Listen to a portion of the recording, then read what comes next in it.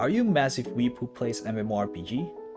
Of course you are, else you won't be playing Final Fantasy XIV. In that case, I bet you know a certain cringe harem lord with a black coat and two swords who's trapped in the MMO. If you like that kind of anime protagonist fight, this is the perfect job for you. Viper. Viper is a weeb melee DPS class that uses two swords. It doesn't have any buff, so it's the second selfish melee DPS other than Samurai. The basic concept of this job is to build gauge and use it for Reawaken that cost 50 gauge each.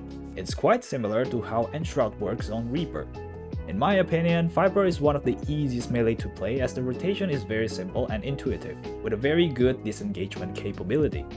In this video, I will explain to you some rule of thumbs in playing the level 100 Viper while showing you the rotation itself so you can understand it better. This is Aylaveen and here's the level 100 Viper rotation guide in patch 7.1. As a brand new class in Dawntrail, Viper was actually designed beautifully in my opinion. The class is very simple, every button you press will change and highlight into what the next action will be.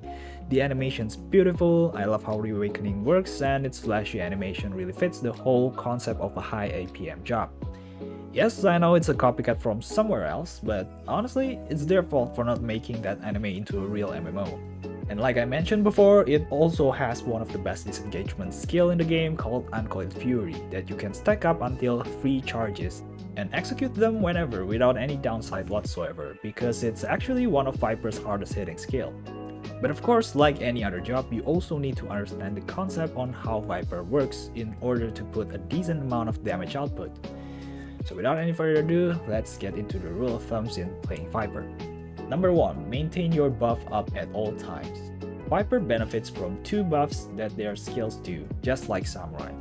Hunter's Instinct increases your damage dealt, while Swift Scaled makes you hits faster. Hunter Instinct is gained from Hunter's Sting and Hunter's Coil, while Swift Scaled is granted from Swift Skin Sting and Swift Skin's Coil. Both stings are second skill from your basic combo, and both coil are the continuation from your Vicewinder. It's important to execute the right actions in order to maintain these buffs up at all times. Number 2. Use Vicewinder or Vicepit for AoE on cooldown and don't overcap it. Vicewinder grants you 1 Rattling Coil stack and follow-up skills that I mentioned before, Hunter's Coil and Swift Skin's Coil. Both deals quite a lot of damage, so you shouldn't overcap Vicewinder and use it on cooldown. Number 3. Don't overcap your Serpent's Offering gauge. You can execute Reawaken for every 50 gauge. Overcapping it means you will use usage of Reawaken, which is your primary burst damage. To understand this, you also need to know that every Vicewinder combo gives you 10 gauge in total, 5 for Hunter's Coil and 5 for Swift Skin's Coil. And your finisher for 1-2-3 combo, Hintsbane Fang, Hint-Sting Strike, Flanksbane Fang, and Flank-Sting Strike gives you 10 gauge each. Number 4. Use Serpent's Ire on cooldown.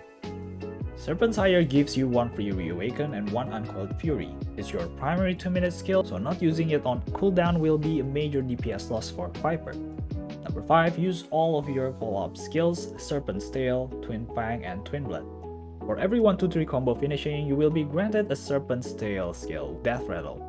For every coil skill, you will be granted Twin Fang and Twin Blood, which includes Uncoiled Fury. And for every Reawaken hit, you'll also be granted a follow-up Serpent Tail skill.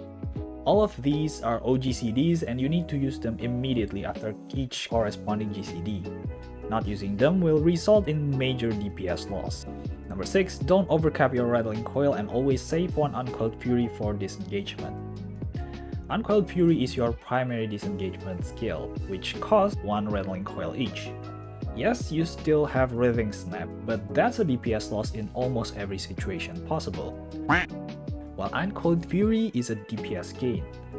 You also need to spend all of these if the fight is near the end, and use this skill as a filler for your pot window if there's still some time left but you have spent all of your Reawaken. Number 7. Hit your positionals. Lastly, just like every other melee, hit your positionals.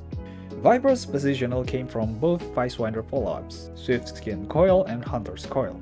But not only that, your 1-2-3 combo finisher also has positionals, Hintsbane Fang, Hint-Sting Strike, Flanksbane Fang, and Flank-Sting Strike. All Hunter skills are flying positionals, while all Swift skills are rear. To remember which is which, for 1-2-3 combo you can just see their color. green is flank, red is rear. Now that the rule of thumb is out of the way, I want to talk about GC speed of the current Viper.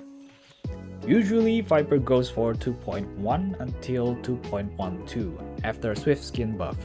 But personally, I like my Viper a bit faster at 2.1, which is also the speed I'm using for this demo. Take a look.